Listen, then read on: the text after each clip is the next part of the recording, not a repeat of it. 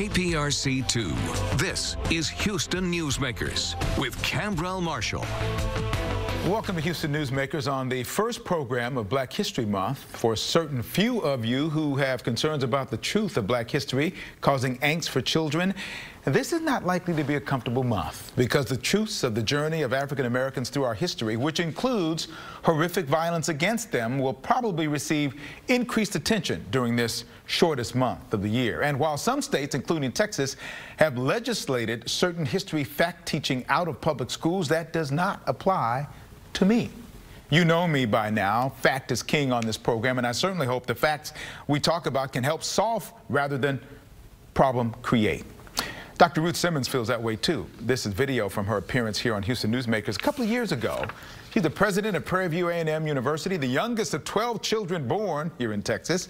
Went on to become the president of Smith College and Brown University.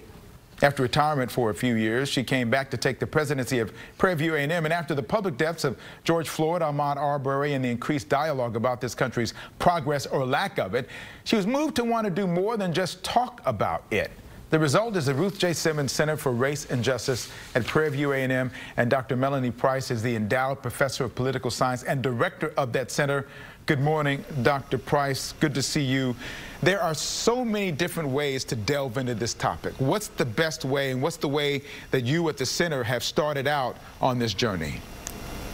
You know, one of the things that we know is this concern about who feels bad, is that we know that not having an accurate sense of history makes for questionable citizens.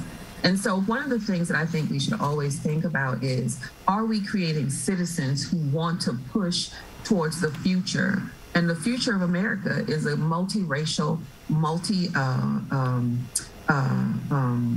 perspective democracy. And so our job at the center is to help people understand that by uncovering important histories, by producing really important research. And so that's where we are with this. We're about the business of producing evidence-based histories. And so what's the ultimate goal, do you think, of the center? I think from what I read about it, it's got to be an evolutionary thing, that you have goals, but there's not one certain goal, but what kinds of goals does the center have? I think over time, the center will change. And at some point when someone else directs it, it might even go in a different direction. But for me, I'm focused on two really important things. One is public history connected to Prairie View, right? We're doing a self-study on slavery. We know that Prairie View sits on a former plantation, and we are really sort of surrounding the history of that plantation from as many angles as we possibly can. We are in contact with the white descendants of the Kirby plantation. We have fugitive slave ads. We have testimonials from people who were enslaved on that plantation, because our goal is to understand what life was like for Black people on the soil where our university sits, and that starts at slavery and then eventually moves to the university. We just have a new partnership that we've developed with Goldman Sachs, where we're going to work on their 1 Million Black Women initiative, where they have pledged $1 billion to improve the lives of African American women. And we're going to do some independent research for them, as well as a national survey of Black women. And so we are looking at the past, and we are looking at the present, and we are interested in also trying to make sure that the things that we uncover, we teach other people, we expose other people to that information, so that we have a better future for African Americans and other people of color who have suffered from such amazingly terrible traumas in American history. So I know that in 1876 was in Prairie View A&M, the first state-supported college for African Americans. Right. So blazing trails is nothing new for your campus. How important is it to also have something like the Simmons Center available to students who can learn relatively early in their lives about the truth and how to responsibly make positive impacts in their communities based upon those truths? So I can give you a concrete example. This year we have our first 15 undergraduate scholars who are attached to the center. That means that they take a class, a full seminar, and they do projects with us. And what that has meant is that they've worked on the projects that I just described, But what it also has led to is those students using the same skills that they're learning in our center to learn more about their own family history. So they're doing genealogies of their families. When we talk about land and African-American access to land, they're going back to their own families and discussing, where's the land we used to own? Who is buried on this land? How do we make markers for cemeteries, which many African-American cemeteries don't have?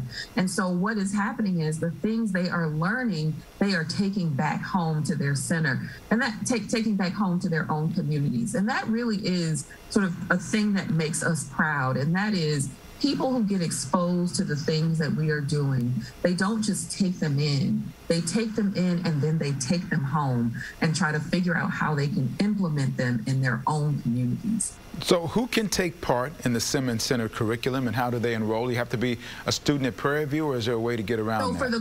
For the course, that's for students.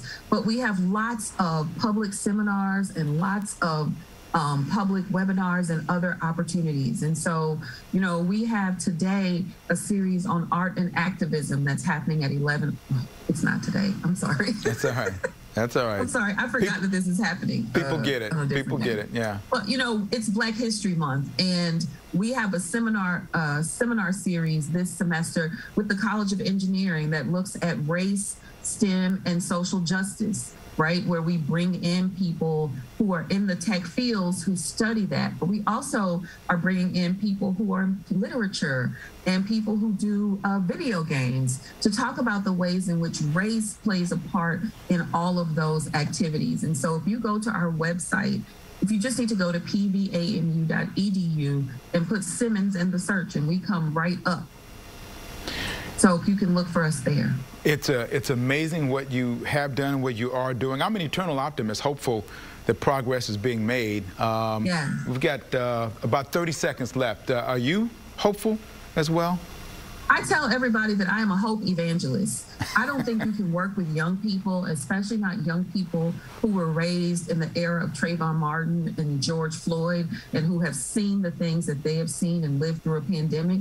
It is my job to make them hopeful. It is not, I don't have the option of being unhopeful, because I have to give off as much energy about the fact that they can be the people who are going to change the world, because we need them more than ever right now. And you have just given me a little dose of hope optimism. I'm ready. I'm ready to go. Thank you, Dr. Price. Continued success to you and the center in the years to come. Thank you so much for being here this morning. Thank you.